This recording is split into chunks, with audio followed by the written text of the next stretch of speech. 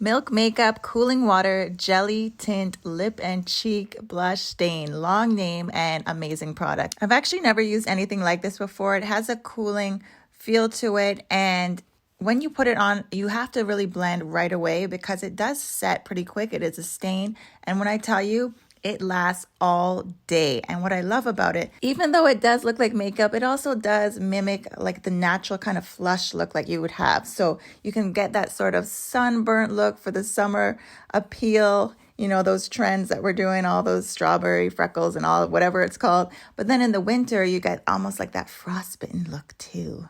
Snow bunny, you know it. You know all those trends. In any case, I love it.